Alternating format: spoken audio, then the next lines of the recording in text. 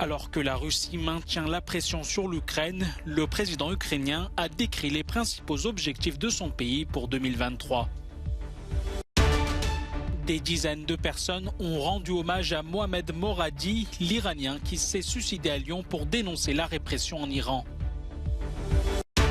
La tension monte entre la Serbie et le Kosovo. Pristina accuse Belgrade de déclencher des incidents qui pourraient servir de prétexte à une intervention armée. Beaucoup de victimes, des routes enneigées, des aéroports débordés. Les autorités appellent à la vigilance aux États-Unis alors que la tempête doit s'atténuer dans le Mid-Ouest. Malgré des revers importants, la Russie maintient la pression sur l'Ukraine. Selon ces images fournies par Moscou, ce mardi, les forces russes ont bombardé plusieurs territoires de l'Est et du Sud de l'Ukraine. Le même jour, le chef de la diplomatie russe a de nouveau affirmé que le Kremlin n'avait pas l'intention d'accepter les conditions de Kiev pour la paix. De son côté, le président ukrainien a décrit les principaux objectifs de son pays pour 2023.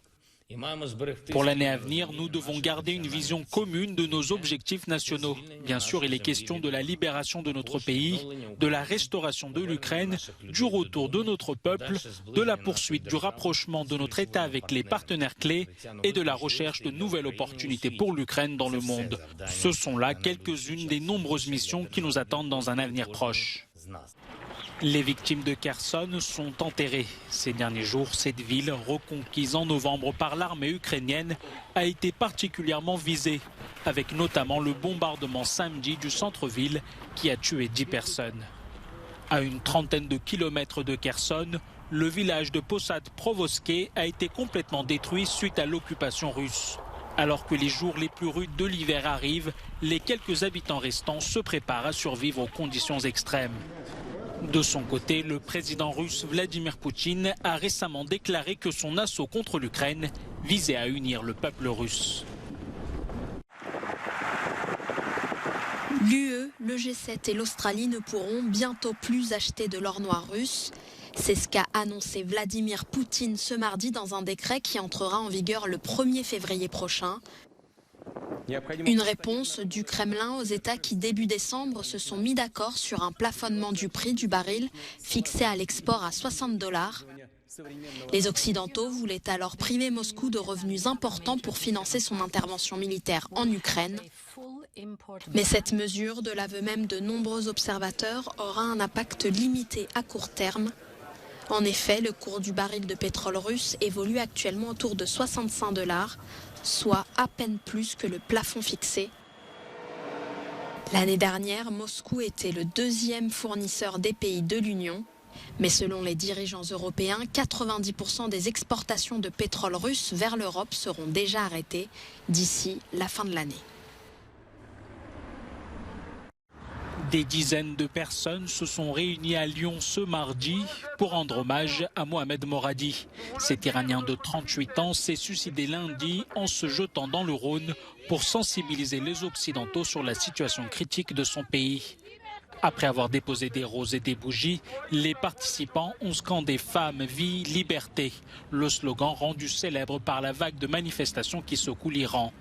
Mohamed Moradi avait publié une vidéo avant de commettre son geste. Quand vous verrez cette vidéo, je serai déjà mort dans ce fleuve. Il ne s'agit pas d'un suicide pour des problèmes personnels.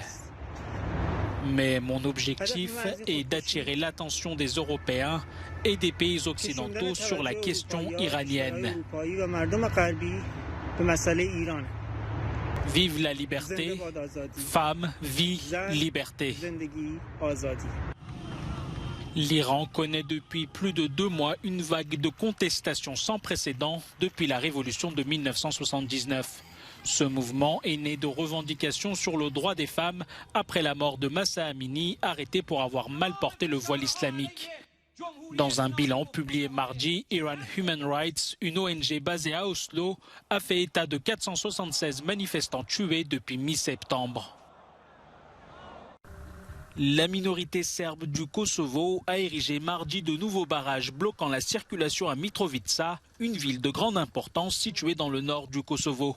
Ces derniers jours, la tension est montée d'un cran entre la Serbie et le Kosovo, deux pays qui tentent de normaliser leurs relations sous l'égide de l'Union européenne.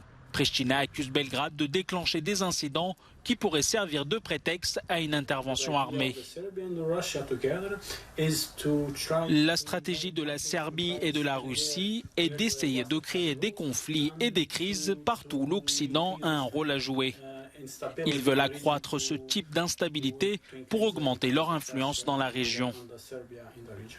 Face à ces troubles, le président serbe Aleksandar Vučić a dépêché son chef des armées près de la ligne de démarcation et a ordonné aux militaires d'être au plus haut niveau de préparation au combat.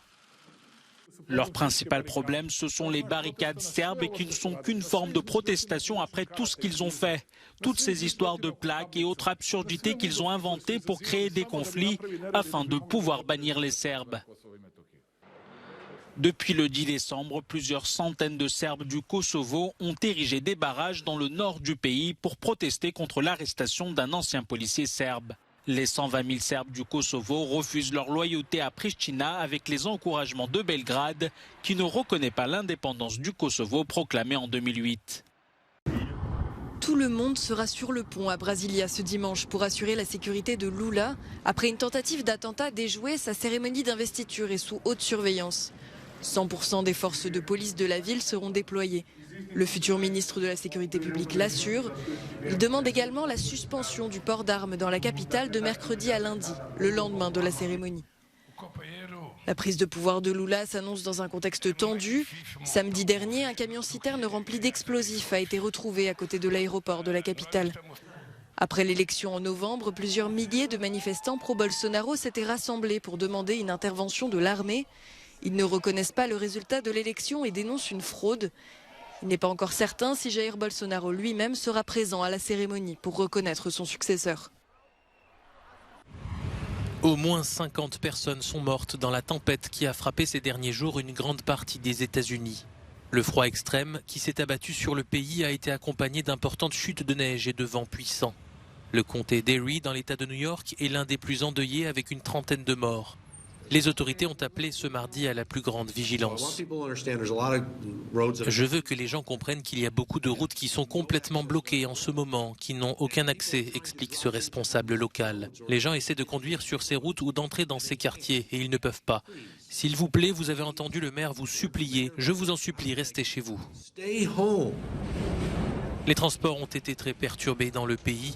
10 000 vols ont été annulés en quelques jours, suscitant la pagaille dans les aéroports. La compagnie aérienne Southwest Airlines, bien plus touchée que les autres, s'est retrouvée sous le feu des critiques. Cette tempête, considérée comme le blizzard du siècle, devait commencer à s'atténuer ce mardi sur l'Est et le Midwest. Mais les autorités s'attendent à ce que le nombre de victimes augmente dans les prochaines heures.